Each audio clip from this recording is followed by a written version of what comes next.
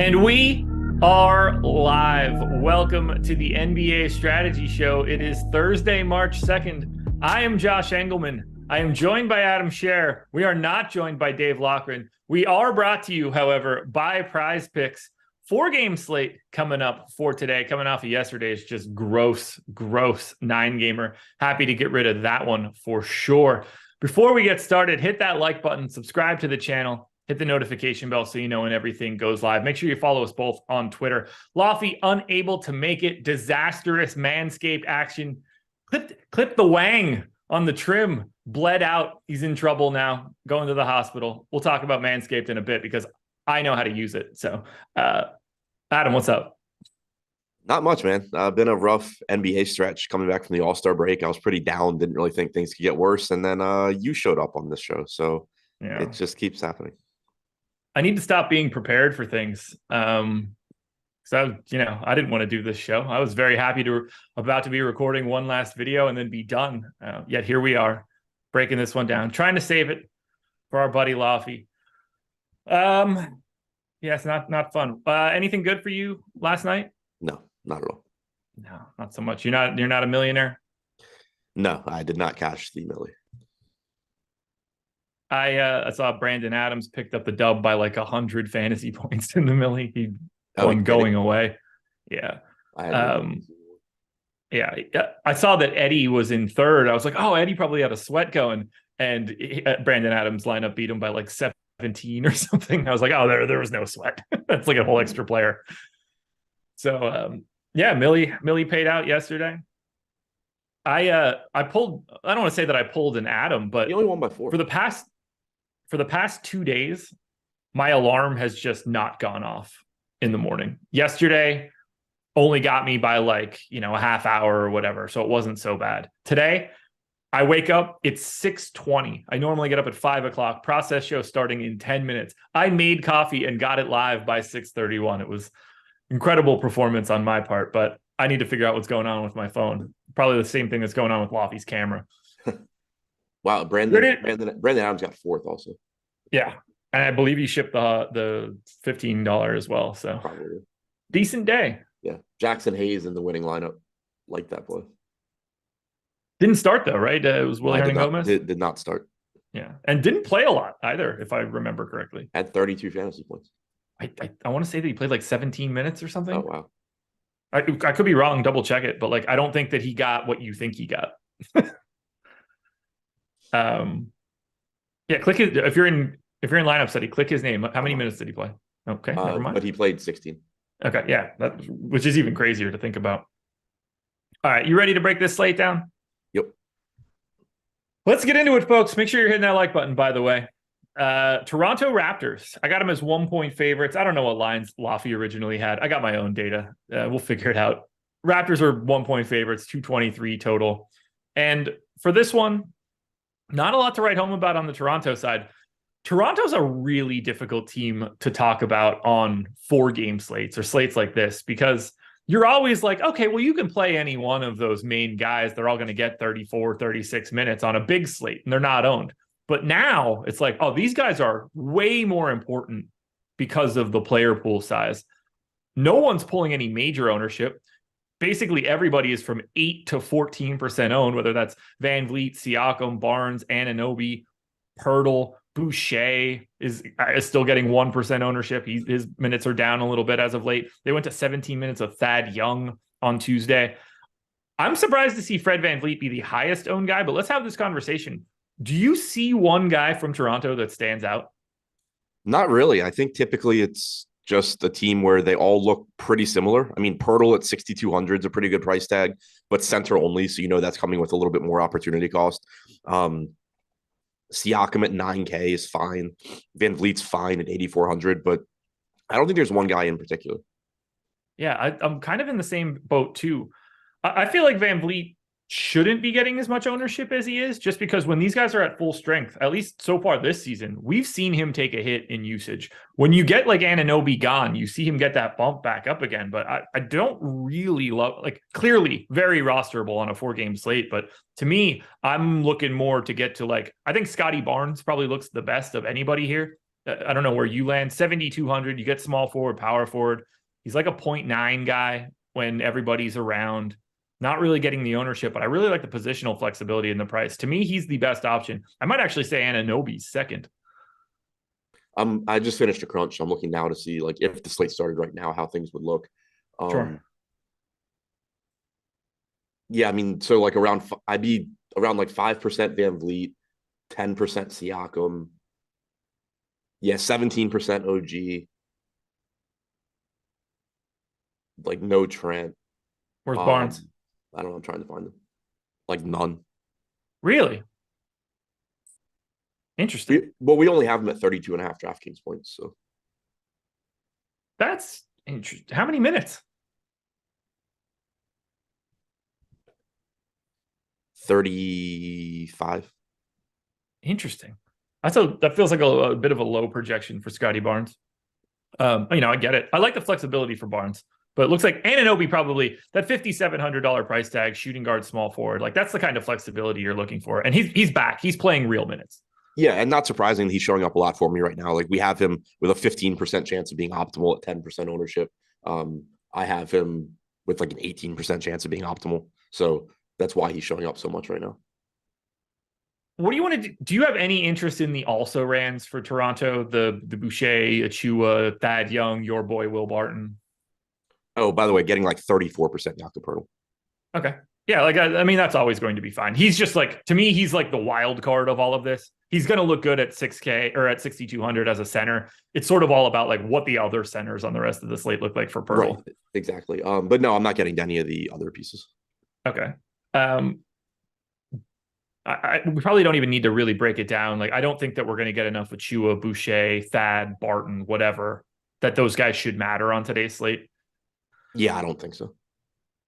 Are you setting any rules for Toronto on a day like today? Probably not. Like, I don't think I'm going to get. I don't think I need to. Like, I'm not getting to Boucher. I'm not getting to Achua. I don't care what I get out of Poeltl, Siakam, Van Vliet, Anunoby, Barnes, Trent. Can't say I disagree there.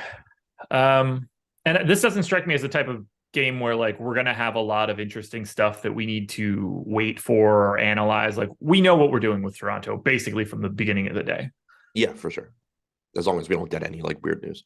Right. Terrible team for this kind of slate. It's just not like not interesting. No, like nothing definitive, but everybody's relevant. And like those are the scenarios where any one of those guys show up in a winning lineup and you're like, yeah, of course that guy played well. Right. Now we go to your Wizards. We could really dig into this team. No Monty Morris. He's going to be out for a couple games. Kristaps Porzingis is back. He's off the injury report.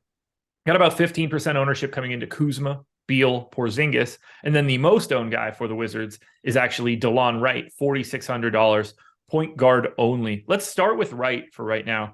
How many minutes are you expecting for Wright to play? How do you feel about that current ownership projection? I think expecting around 30 makes sense. That's what you saw 31 from him last game. I expect him to just, be in that range. Right now we have him projected for 29.5. Okay. 21% ownership feels about right. You want to go a little bit heavier? Because I think there's a little bit of upside from a minutes perspective, at least. Yeah, I think there is. We have him at 22% ownership. I'd be under the field on that right now, but okay, it's not a spot where like I feel strongly one way or the other. I think he's a good play. I think he's also pretty much correctly priced. Yeah, I assume it's not that you would have any problem getting to more DeLon Wright at this point. No, I don't think he's like wildly overowned or anything. All right, well, then let's talk about the three main guys, Beal, Kuzma, Porzingis. When you look at it, who do you think the best option is? Because I think there is one that's the best, but I'm curious where you land. I'm not getting a ton of any of them, but all right, I would lean Beal probably. I think it's close. Like Porzingis, assuming he's not going to be limited, if he's just playing like 32 to 34 minutes, he certainly looks good at 8,900, power forward eligible. I don't know if they'll be a little bit cautious with him or not, though. Beal at 8K is fine, but he does take a little bit of a hit with Porzingis coming back, as does Kuzma. So I'm not really in love with any of these guys. Yeah, I wouldn't say that I'm in love with anybody. I think Kuzma looks the best, just combination price, MPE. You're also a huge Kuzma fan. Yeah.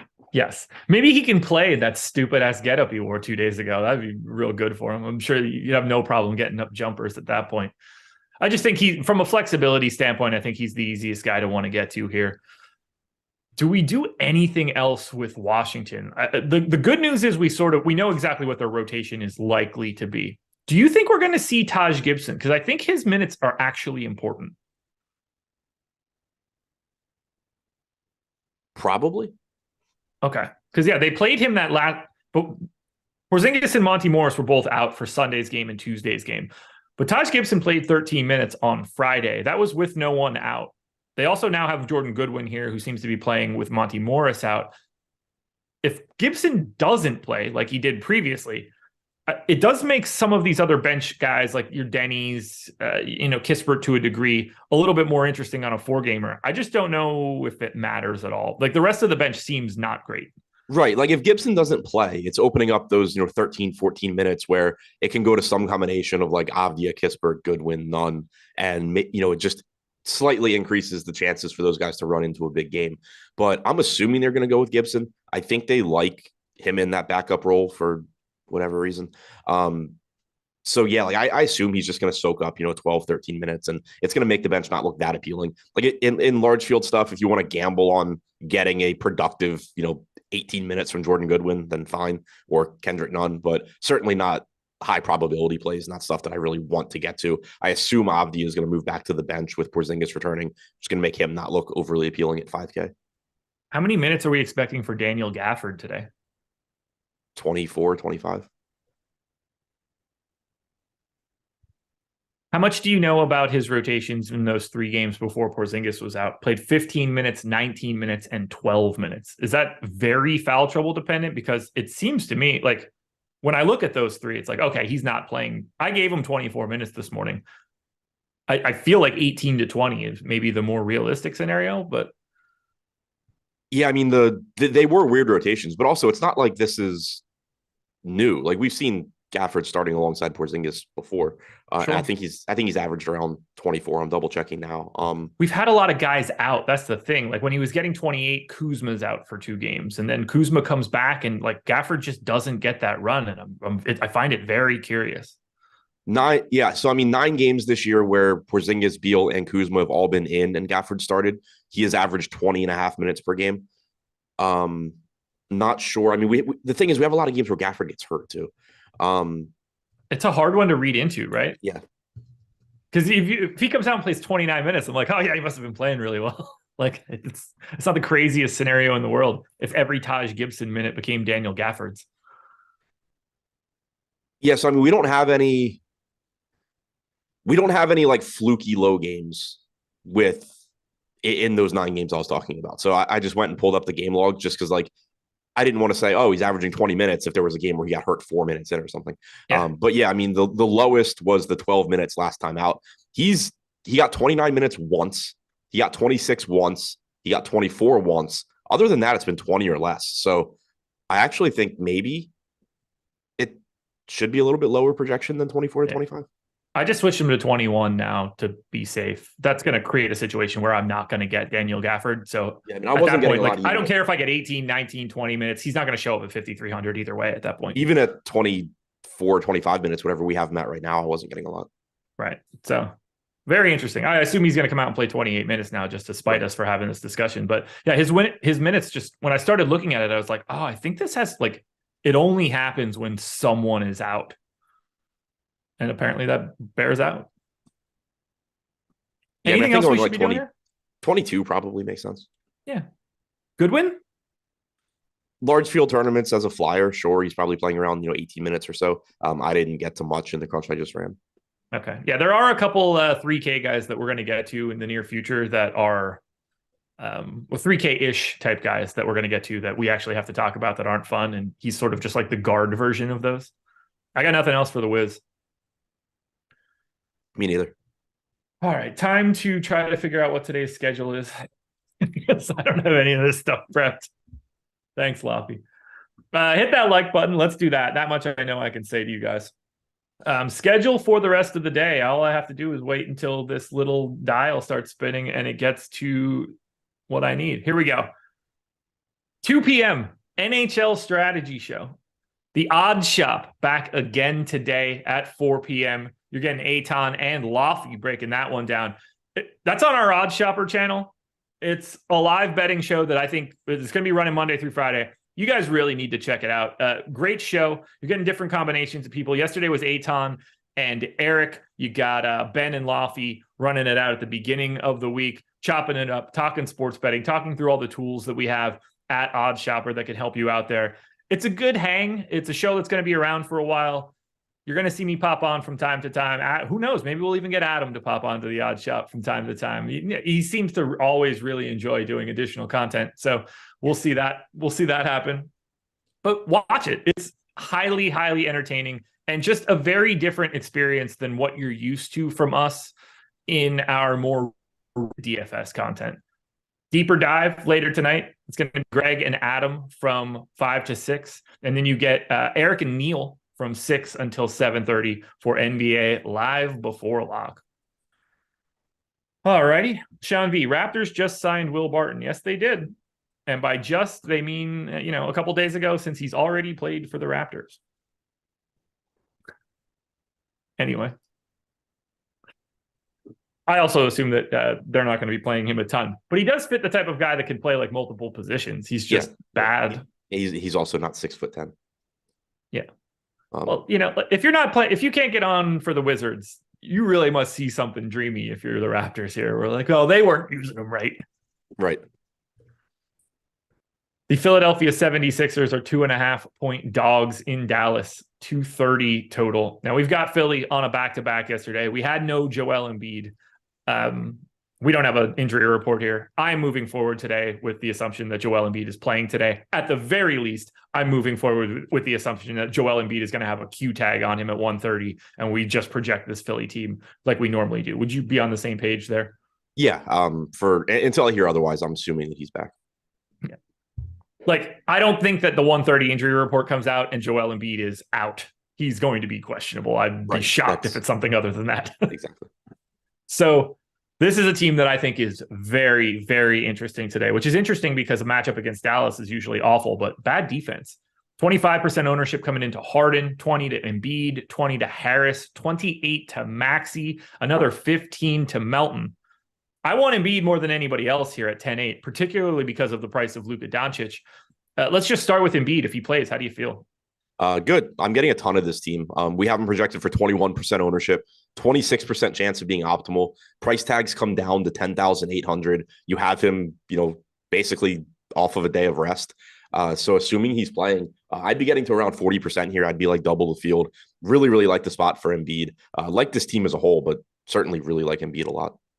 Yeah, I think I assume I'm running my final crunch right now just to see where I stand, but I expect Embiid to be very clearly like my highest owned pay up option. To me, he's just easier to get. I have him projected pretty comparably to Luka, and it's a gigantic savings. Who's second for you? Because that's where it starts to get murky. Is it another pay up with Harden, or are you rolling the dice on one of these other three guys? It's $4,900 Maxey. Yeah, that's my boy. That's your boy too now. Anything to write? Like, how do you project Maxey's minutes? 30 and just call it a day? Yeah, around there. He's tricky. More if Embiid's out, but if Embiid is out, then we don't even have to really have a conversation. Maxey's just awesome now. Right. Yeah, I mean, we have him at just shy of 32. I think somewhere in that range makes sense. Okay. Yeah, I mean, he's pulling the most ownership for Philly right now. I don't have anything that makes me think that he shouldn't be either. How are you handling Harris and Melton? And by the way, 19 games off the bench for Maxey this year, where Embiid and Harden have been in. He's averaging 28.8 minutes per game, but some of that is when he first came back from injury and they were intentionally limiting him. Yeah. So I think, adding a couple minutes to that makes a lot of sense. As far as the rest of the guys, I'm getting to Harris, I'm getting to Melton, I'm getting to Harden. 9,500 for Harden, getting around 17%. So actually a little bit less than the field on him. He is projected to be the second most popular guy on this team. So I'm getting there, but not as much as the field. I'm just getting more Harden or more Embiid rather in his place, it seems like, but no issues with Harden. Melton at 3,800, certainly not really excited about, but he's cheap. It's a 4-game slate. He has shooting guard, small forward eligibility. So I'm getting there. Tobias Harris at 5,200. Like, he sucks when Harden and Embiid are in, but he's also very affordable and the minutes should be there. It's just a matter of whether or not the production will be. There's nobody else available here for Philly, right? I don't think so. I mean, if you wanted to take chances on PJ Tucker for some reason, I guess you could, but I'm not. If Embiid is out, do you want to take shots on Paul Reed, who got big minutes in closing time? I think he played the entire fourth quarter yesterday, but did not start. Yeah, I mean, I think that's certainly a reasonable play. Like, he played real minutes in the first half as well. It's not like you got some completely random second half rotation. He's 3,300. It's a 4-game slate. If Embiid's out, I certainly want to take some shots at Paul Reed. On the off chance that he is out and we're talking about Paul Reed, buckle up, because there's at least 2 other spots where backup centers are going to be playing very heavy roles potentially, and getting the Paul Reed and the other 2 guys, getting that equation right will be very interesting, because there are at least two more options that look like that. And if Embiid is out, we're just jacking Harden like crazy.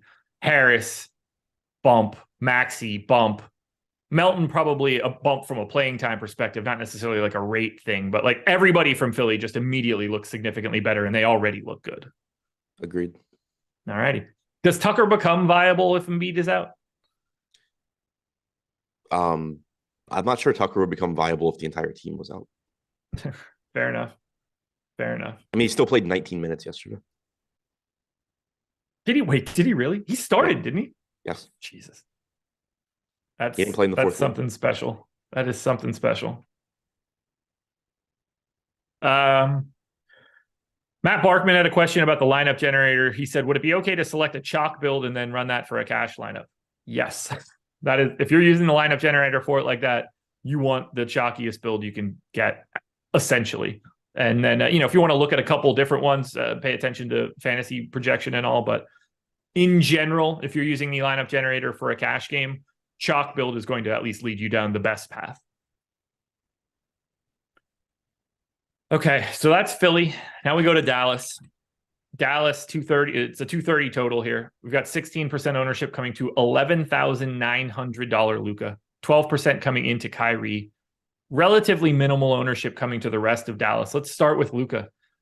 I assume we're looking at it where, yes, we can get to Luka at 11.9. That's a big price tag. Just feels hard to get to him over Embiid.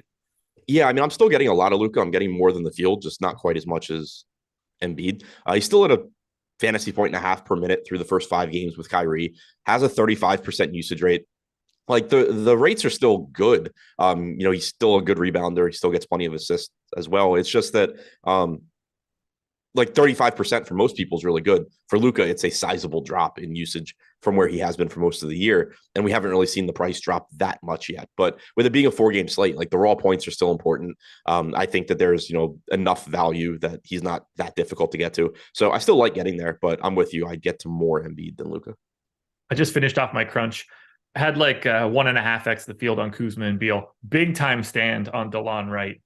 So we're opposites there right now, at least. Massive amount of Embiid. Maxey, the second guy, not getting to as much Harden. So I think we're in the same sort of boat for Philly. Yeah.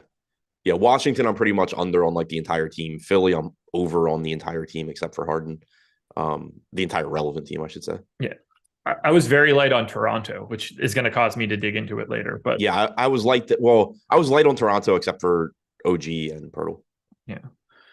Well, I'm not getting Pirtle as much because I'm getting what used to be the 3rd string backup to Pirtle. So that's fantastic. Yeah. We'll get to it. I got the 16% Luka. So am I. Yeah. I got the 16% Luka and very little Kyrie. The only thing that's really happening to Luka, like, obviously he took a bit of a usage hit. His assist rate is in the toilet for him personally. Yeah. It's still very high. Still very high for like normal human beings, but big time gap there. Have you seen how good their offense has been when they're just both out there? No, I haven't. Unstoppable, like 99th percentile stuff. They can't stop anybody, but like from an offense perspective, they're nuking when they're out there. But how are they going to fit together? Yeah, they are literally unstoppable. So that's fun. It's a shame they don't have like one legitimate big. Yeah. Christian Wood, man. Yeah. Devin. Devin. I don't even know what word I'm reading. Reggie Bullock, Tim Hardaway, Maxey, Josh. Is there anything else here? Like, I got 2 shares of Reggie Bullock, who's, seems to be playing like 32 minutes a night at this point. I can't advocate for anything else from Dallas. Yeah, there's nothing else that stands out to me. Like I said, getting over the field on Luka, I'd actually be getting a little bit less than the field on Kyrie, who's pulling 12%. The ceiling's there. He's still getting around a point and a quarter per minute playing with Luka, but not a spot that I'm really getting too much. I'm not getting much of anything else. It's pretty much just Luka or going elsewhere. Well, that's pretty easy to talk about. Yeah, 16% Luka for me. I think I had like 60 of Embiid. Yeah, 41 Embiid, 31 Luka. Okay. Oh, that's a pretty big stand on Luka then. Yeah, I'm basically 2x the field on both guys. I'm not going to tell you that looks crazy. No. I wouldn't mind that at all. That sounds really good. Like, I would really enjoy to have 2x the field on Luka, 2x the field on Embiid. What I would really enjoy is Manscaped. Yes, Manscaped. Now, I know that Laffy came out here and hit you guys with a pretty nice read yesterday, including pulling his crotch out on air, which I believe we were able to stop from happening. I got the same thing that Laffy did. I got that package from Manscaped. I opened it up. I was shocked by what it contained. They sent us everything. 2 different trimmers. It might even be 3 trimmers. I think there might be like a third nose hair trimmer or something along those lines. There is. The amount of creams and sprays, ball cream, ball spritzer, beard cream, beard oil, a brush to brush your beard, a comb. I got a t-shirt. I got underwear. Now, I'm not just saying what I'm saying because they sent me free things, but it certainly helps. But I will say, every time I shower, I'm using all of this stuff. There's like a beard shampoo that you use to wash your beard. Love it. The ball cream is awesome. Just downright awesome. Feels great. Makes you feel all soft downstairs. Rub it all over yourself. You're going to enjoy it. The spritz is really good. You're out for a couple hours. You're not feeling your best. Drop trowel, pull the wang up, spritz the balls twice. Fantastic. The trimmer, Laffy talked about it. It's great. Instead of having to like switch off your different beard guards, you don't have to worry about it slipping like it does from time to time. My beard guard slipped the morning of my wedding. In my pictures, there is a chunk of my beard taken out because I messed up shaving 3 hours before I walked down the aisle. I don't have to worry about that with Manscaped. Set that dial, you're good to go. The lawnmower or whatever it's called, the one that handles the junk, exceptional. Didn't even have to put a guard on. I went aggressive to it, cleaned it up like you wouldn't believe. 20% off your first order and free shipping with the promo code Stokastic. Go to manscaped.com/Stokastic. I assume Jordan can drop a link for something like that. I could not recommend it more. I will absolutely be getting more of these products when I run out of them. And I'm going to be honest, guys, I'm going to run out of them pretty quick because I'm pretty addicted to putting this cream all over my balls. So follow me for this one. Adam knows. It's great stuff. Yeah, I was going to ask how Katie was enjoying it, but I forgot that you killed sex. I don't even think she knows I got that stuff. No. I'm not going to bring her into this. So far, it seems to be going great. Can't complain about it at all. They're fantastic. I love it. I'm anxious to see if they have other products that they didn't send because I want to try out everything that they have. It's been great. Hit that like button, by the way. Shout out to Manscaped. I pull my junk out now, but Jordan's not going to be prepared for it, and it is absolutely going to make the stream, and he's not going to get it off of there on time. So check out all of that stuff at onlyfans.com/Stokastic. Man, the people that would pay for that would be real troublesome folks. The moment I would see one name in an OnlyFans chat for this company that Brandon was Katz. also in YouTube, gone. Those people are banned permanently. The Indiana Pacers are 4.5-point favorites in San Antonio, 238 total.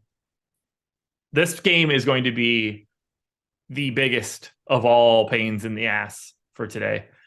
Tyrese Halliburton is questionable.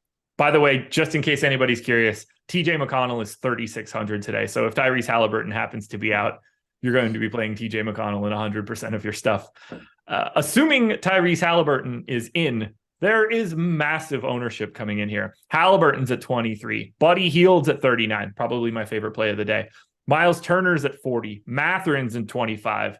Nembhard's at 16, and his minutes are not all that awesome from time to time. Neesmith is still getting a little bit of love, and he's played 20 minutes the past 2 games. And then the biggie, you and I are back on it again. Jalen Smith, 21% owned, 3,300 power forward center. Start wherever you want with this Pacers team. They're a giant problem. Yeah, I'm getting to a ton of Halliburton if he's in. I thought maybe it was going to be like that we just had a low ownership projection since he's questionable, but we don't. I'm 2x the field on him as well. So it seems like a fun slate where I get to just play a bunch of Halliburton, Luka, and Embiid. The part that isn't fun is the massive amounts of Charles Bassey and Jalen Smith. Jalen Smith, 3,300. We have him projected for 19.5 DraftKings points. Certainly makes him look good. Pulling 21% ownership, I would be well north of that if the slate started right now. Always scary to get there, but we saw 32 minutes last game from Miles Turner, 15.5 from Jalen Smith, just playing those backup minutes behind Turner. He's the power forward eligibility is the big piece. Are you okay playing him with Turner?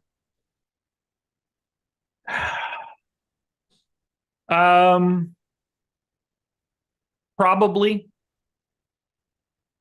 Yeah, I think I would be too. Just the power forward eligibility is the difference maker. Right. The power forward eligibility and the $3,300 price tag. Like if that were even like 4K, I think I would reconsider it. But if Bassey were in Jalen Smith's spot as just center, I probably wouldn't do it. Right. Yeah, I think that matters. I think power forward is the biggest differentiator here. Yeah, I agree. So yeah, and I don't think I'm getting a ton of overlap there. Like I'm actually well under the field on Miles Turner if the slate started right now. We have him projected for 41% ownership. We have Smith at 21. I have like 17% Turner and like 50-something% Smith. So I don't think I'd be getting a ton of overlap there anyway, but I got 3 lineups of the 2 of them together. I would not make any changes to something like that. Yeah, that's perfectly fine. Miles Turner, if you get there, great. Like I think he's obviously a good play. It's obviously a really good spot. Just seems to be going a little bit over owned here. And so I'm not getting quite as much of him. Buddy Hield pulling 40% ownership, $5,600 small forward. I'm a little bit over the field on him right now. He looks good. Benedict Matherin's cheap. I'm not getting to as much of him as the field is. I'm not getting to much Nembhard or Neesmith. I'm not really getting to these secondary guys outside of Jalen Smith, but I'm getting a ton of Hield, Halliburton, and Jalen. So I am getting to Matherin at the same rate. I am light on Turner like you are. I'm not getting to Nembhard or Wara. I have a little bit of Neesmith. I have a ton of Buddy Hield. 5,600 is $1,000 cheaper than he was a week or 2 weeks ago. That small forward eligibility is massive. That's the one spot where, it's usually a little bit harder to fill. And it's as good of a matchup as you can get in the league. It's San Antonio on the opposite side. I like Buddy Hield quite a bit. I'm actually over that mark. So I'm lighter on Turner, but over on Hield. How much should we discount Jalen Smith's projection because it's not 100% that he's the backup? And I'm not saying that I think it's like 60%, but like even if it's 90, right? I think that's relevant. Yeah, probably a little bit. Okay. What are you doing with Jordan Wara? Because he was the first guy off the bench last game. Yeah, he's a problem, right? I have him at 19 minutes. I didn't get any. I don't have a great feel for 19. If you want to tell me that should be 21, I believe that. Yeah, we have him at like 20 minutes right now. I got like 2%, but he's 3,400. He's 8.5% owned when Nembhard is 16.5. Coming off a game, he played 28 minutes as the first guy off the bench. I would not mind getting more of him if he's only going to be 8% owned. Maybe getting more of him? Yes, exactly. Way to go. I'm not proud of that one. Now, he's tricky. I don't know what they actually want out of him. That's the real problem here. And then look, everything that we're saying now goes tits up if Halliburton gets ruled out. Because then TJ McConnell becomes the ace here. Nembhard looks better. McConnell looks amazing. Yeah. Wara at that point in time, I do feel good about getting to because I think the minutes just sort of have to exist at that point. And then even like someone like Chris Duarte probably starts to get into like potential value opportunity. Yeah, if Halliburton's out. If Halliburton's out, I think every single person for Indy is playable. Pretty much, yeah. Like they don't really run out anybody else out there, and these guys are all already rosterable now, except for Duarte. And you just kind of have to give Duarte, like, he becomes an 18-minute guy, and then it's like, okay, well, there's a path on a 4-gamer. This is an incredible spot against San Antonio. Do you set rules here? Because if we're not setting Turner and Smith, are you doing anything for the wings? No, I don't really care. Okay. Well, if you thought Indy was a pain in the ass, wait, because now we have the San Antonio Spurs. And this is a true disaster. Q tag on Trey Jones, Q tag on Malachi Branham, Q tag on Keldon Johnson. Devin Vassell is back, and Romeo Langford is still out. All right.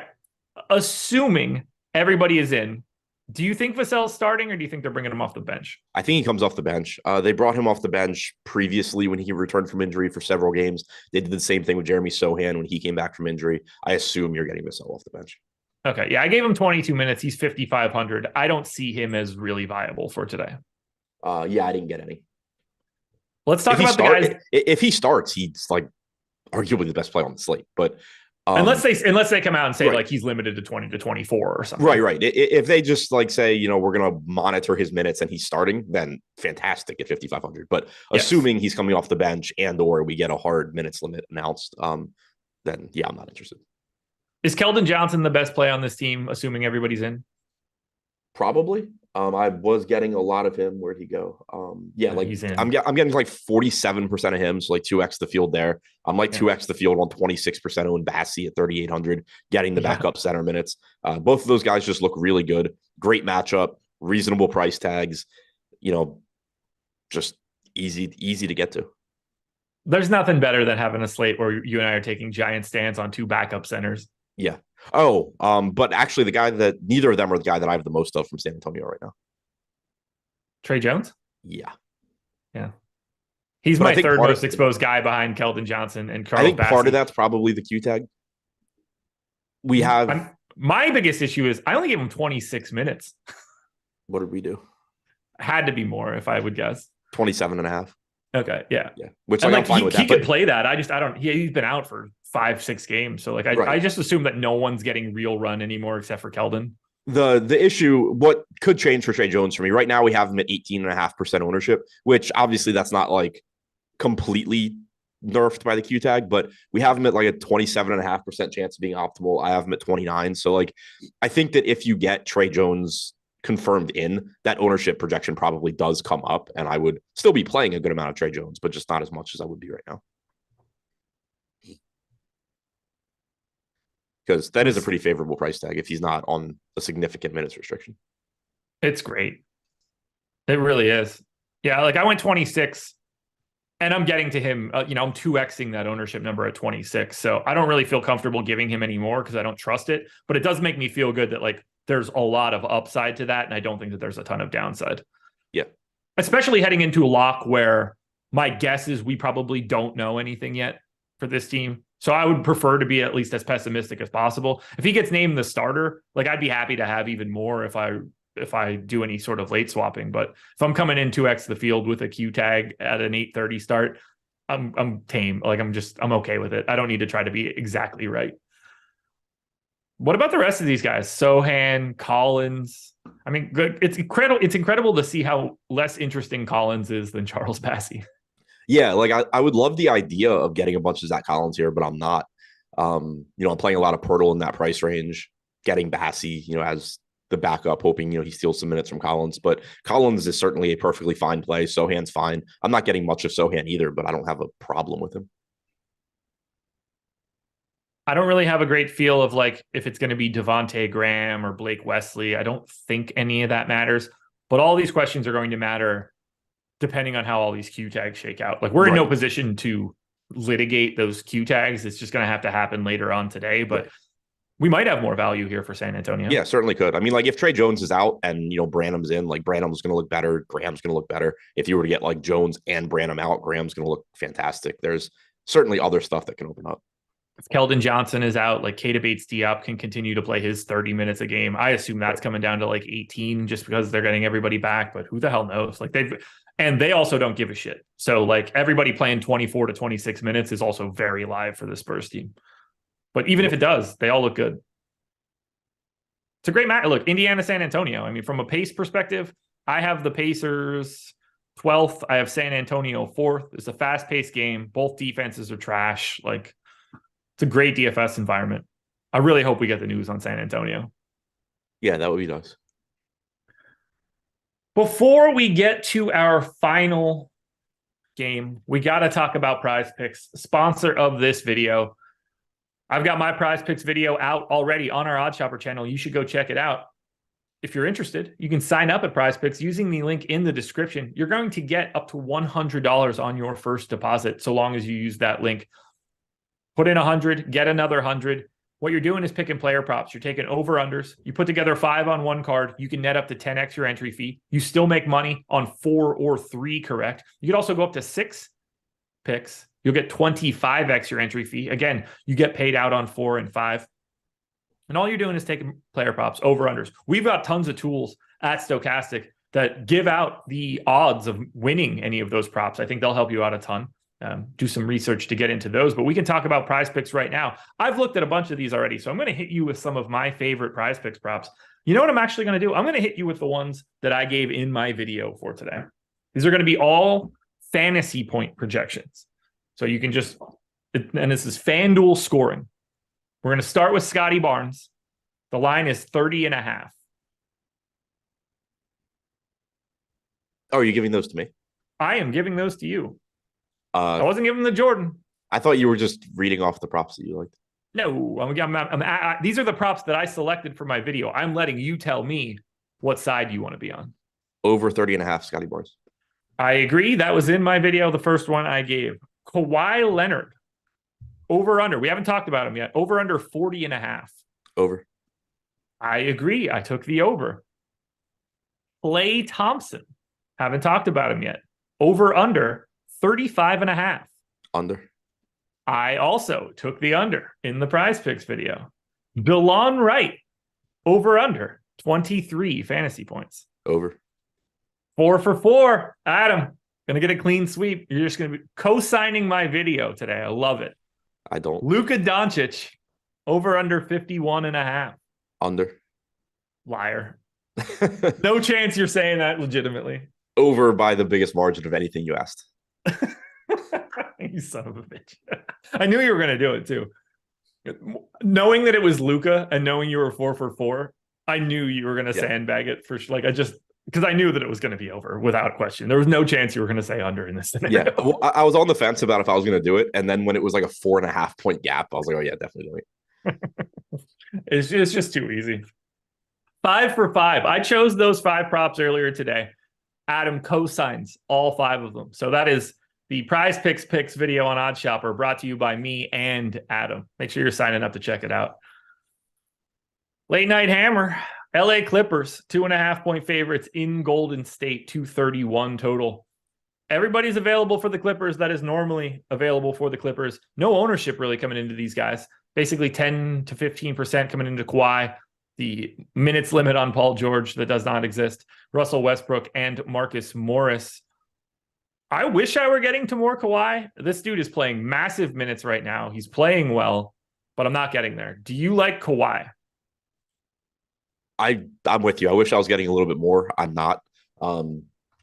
He's fine. Like 9,300 is certainly a reasonable price tag for him. It's just I'm getting so much Halliburton right now in that price range. I'm, like I said, I'm getting over the field on Luka. I'm getting over the field on Embiid. Unfortunately, I do have to start not getting over the field on every good player on the slate, and Kawhi's one of those. Yeah, if only it were so easy, Like, I think Kawhi looks pretty similar to Kyrie. Like both of those guys are just sitting there in like a very difficult time to get to, because I think that Embiid and Halliburton look so much better in this pay up range, and Luka to a degree. Right. Yeah, that's the same for me. Like, those are the guys getting cut off a little bit. Like, I don't have any issue with Kyrie. I don't have any issue with Kawhi at their price tags, but I just am getting more of those other guys. Harden's ownership is what looks most ridiculous to me at 9,500, because he's another guy that I don't think is all that different than Kawhi or Kyrie today, and he's pulling significantly more ownership. Agreed. Like if I could turn that, I don't have any of those three guys really, but if I could turn that Harden ownership into one of probably Kawhi, I would feel good about that. But instead, I just have all of the Joel Embiid. Yeah. I mean, I'm getting more Harden than those other guys. I'm just not getting as much as the field. We do have Harden projected like 4 points higher than Kyrie and 4.5 higher than Kawhi. Where do we have Harden? 47-2 on DraftKings. Okay. Yeah, I got them both at 45-5. Certainly some wiggle room. What do we do with the rest of this team? How do you feel about Paul George, who, no matter what they say, is probably playing 34 minutes tonight? Right. Yeah. The rest of the team I'm getting to. Paul George pulling 15% ownership. I'd have around 10% right now. Very reasonable price tag at 8,500. Shooting guard, small forward is nice. The minutes limit had kind of been bullshit the entire time. He was playing 30 to 32 in regulation, but then we'd see him get up to 35, 36 when a game went to overtime. So obviously they didn't care that much. Then last game you got around 35 in regulation. So projecting around 34, I think is very reasonable. Makes him look fine. Russell Westbrook pulling 12% ownership. I'm around 11%. He's probably playing anywhere between 25 and 30 minutes. Just a decent 7K price tag. We haven't talked about a lot of guys in that 7K range. So I think that's another reason Westbrook's just showing up. There's just not a lot. When you need somebody in that price range, there's not that many guys to choose from. Marcus Morris, I'm getting double the field. We have him projected for 12%. I have 20. He's 3,600. Obviously there's not a lot of shot volume to go around for him on this version of the Clippers, but there is a path to minutes. He only played 21 last game. He didn't close. He subbed in like he was going to close, played 46 seconds and left. But I think on average, you're probably getting mid to upper 20s from him at 3,600 on a 4-game slate. I think that's pretty appealing. In that range, I'm getting Kuzma instead of Russ. So we're flip-flopping those two guys either way. By the way, Kenrich Williams out for the rest of the season, having season-ending surgery. Good. Nothing against Kenrich Williams, just cut off the legs of 4 more guys on OKC while we're at it. They've got 5 more dudes in the G. He's just going to become Ousmane Dieng now. Yeah, I know. For 12 minutes. Yeah, I don't have much else I could really say here for the Clippers. They're just a generally unappealing team, even though there are pieces I'd be happy to get. Yeah, they're just one of those teams. I don't remember who we talked about at the beginning, but Toronto, where so Toronto was just, kind of getting flat ownership across the board. And I personally was on the extremes where I either wasn't getting to a few guys or I was getting a ton of others. But for the Clippers, it's another team where you're just getting flat ownership. And for me, I'm more in line with that. Okay. And then we close it out with the Golden State Warriors. Jordan Poole is probable for today. Still no Andrew Wiggins, no Steph, return imminent, no Gary Payton, no Andre Iguodala. 24% ownership coming into Dante DiVincenzo as the high mark. We got about 15 to 20 coming into Poole, Thompson, Draymond, Kuminga. I think one of these value plays is getting slept on pretty aggressively here. We could talk about it in a second. Let's start with the chalk. How do you feel about Dante DiVincenzo? Good, I guess. 5,600 shooting guard, small forward, 24% owned. We have him with a 27% chance of being optimal. I have 24, so still, in line with the ownership. I'm basically 2x the field here. He's playing big minutes, played 33 last game, lost a few minutes to garbage time. You're probably just getting, 32 to 34 minutes from him with the best positional eligibility, a reasonable price tag. It's just very easy to use him to make lineups. So I'm getting over the field, which never feels great on somebody like DiVincenzo. But at the same time, I do like guys like this where they are good enough point per minute guys and not high usage guys. It's scarier when you get a high usage guy stepping into a bigger role alongside Jordan Poole and Klay Thompson, because that can just disappear real quick. But guys like DiVincenzo, they just do everything when they're on the floor, which is nice.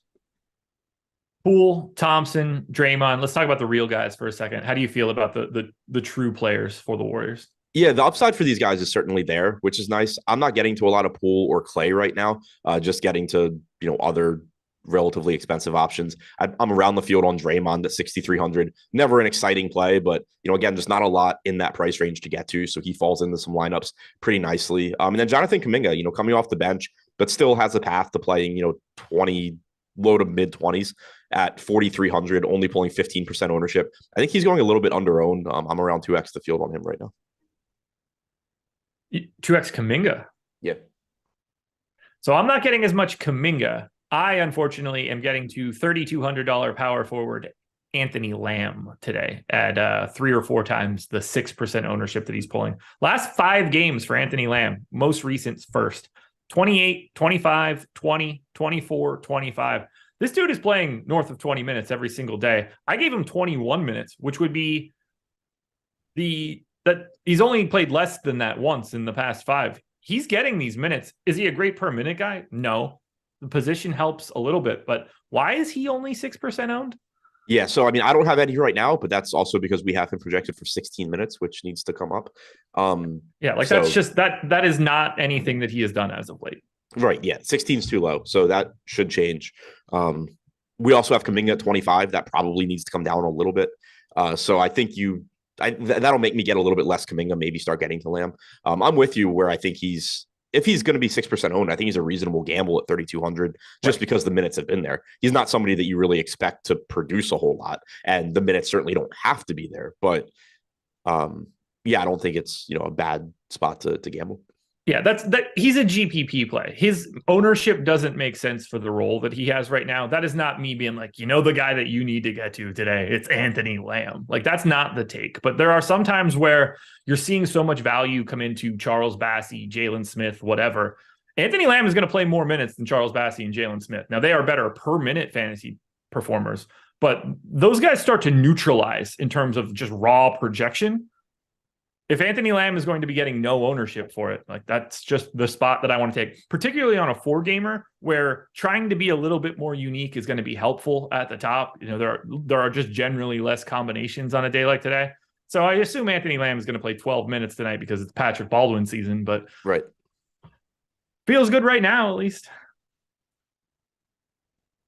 Decent slate. Yeah, lots of good plays. Not necessarily good players, but good plays. I would probably pay to move that Indiana San Antonio game to 7:00 to really make the night easier. Yeah, that would be nice. Although, I mean, late swap is very, very annoying, but also one of the biggest edges that there still is. Yeah. And late swap for that game is going to be simple because we're going to have a ton of that game. Right. So, you're just moving around the deck chairs of the Pacers and Spurs anyway. Yeah, it's not it's not like yesterday where you had the Pelicans game where it was like, if Jovel's out, you're gonna have great plays, but there's no I'm not getting a lot of that game, and there's no options to swap. Yeah, and it's not like Embiid at 8:30 where if he gets ruled out, you're creating a 3K center instead of an 11K center. We do lose Halliburton, we're going to be able to move that around and just pick up additional shares of Paul George, Kawhi Leonard, Clay, Poole, whatever.